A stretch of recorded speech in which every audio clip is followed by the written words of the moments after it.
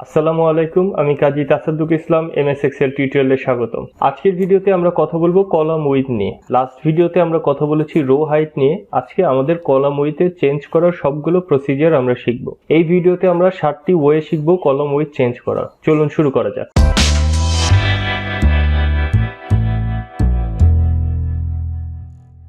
প্রথম এবং সবথেকে সহজ পদ্ধতি হচ্ছে মাউস ইউজ করে কলাম উইথ চেঞ্জ করা। আমি যদি কার্সরটাকে কলাম সেপারেটরের উপর হোভার করি তাহলে আপনি দেখতে পাচ্ছেন আমাদের কার্সরের আইকনটা চেঞ্জ হচ্ছে। এখন যদি আমি এখানে ক্লিক করি আপনি কলাম উইথ দেখতে পাচ্ছেন যেটা 43 পিক্সেল। এখান থেকে আপনি ড্র্যাগ করে কলাম উইথটাকে চেঞ্জ করতে পারেন। সেকেন্ড ওয়ে কলাম উইথকে চেঞ্জ করার, আপনি যদি কলামের সেপারেটরের উপরে ডাবল ক্লিক করেন তাহলে আপনার কলাম উইথটা আপনার সেল কন্টেন্ট অনুযায়ী অটোফিট হয়ে যাবে। এখানে যদি আমি ড্র্যাগ করি এবং এখান থেকে যদি আমি আবার ডাবল ক্লিক করি আপনি দেখতে পাচ্ছেন এই লেখাটা যাতে কোনোভাবে ওভারল্যাপ না করে সেটা মেনটেন করে এই কলামের সাইজটা চেঞ্জ হবে। কলামের মধ্যে প্রত্যেকটা সেলের ডেটাকে অটোমেটিক্যালি ফিট করে সেই অনুযায়ী আপনার কলাম উইথটা চেঞ্জ হবে। তো এটা করার ওয়ে হচ্ছে আপনি কলাম সেপারেটরের উপরে ডাবল ক্লিক করবেন, এটা অটো ফিট হয়ে যাবে। থার্ড অপশন হচ্ছে আপনি যে কলামের উইথটা চেঞ্জ করবেন সেটাকে সিলেক্ট করবেন এবং রাইট ক্লিক করবেন এবং এখানে আপনি একটা অপশন পাবেন কলাম উইথ লেখা। এখানে যখনই আপনি ক্লিক করবেন আপনার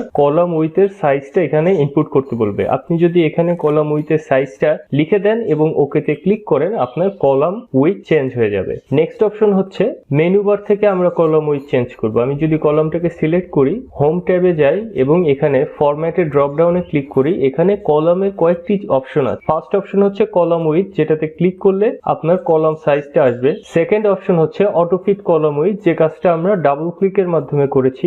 থার্ড অপশন আপনি পাবেন এখান থেকে কলামের ডিফল্ট উইথ।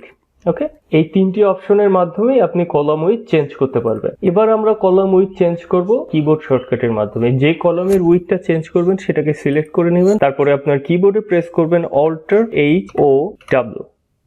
এবার আপনি কলাম উইথ লিখে আপনার কলাম উইথটাকে চেঞ্জ করে এন্টার প্রেস করলে কলাম উইথ চেঞ্জ হয়ে যাবে। এখন আপনি যদি সম্পূর্ণ ওয়ার্কশিটের কলামকে একই মাপের বা একটা নির্দিষ্ট কলাম উইথ দিতে চান সেক্ষেত্রে কি করবেন? প্রথমে আপনার যে কাজটি করতে হবে সম্পূর্ণ ওয়ার্কশিটটাকে সিলেক্ট করতে হবে। এরপরে আপনি আমার দেখানো যে কোনো পদ্ধতি ব্যবহার করতে পারেন। আপনি ড্র্যাগ করে কলাম উইথ চেঞ্জ করতে পারেন, আপনি ডাবল ক্লিক করে অটোফিট করে দিতে পারেন, আপনি হোম ট্যাবের ফরম্যাট অপশন থেকে কলাম উইথ চেঞ্জ করতে পারেন।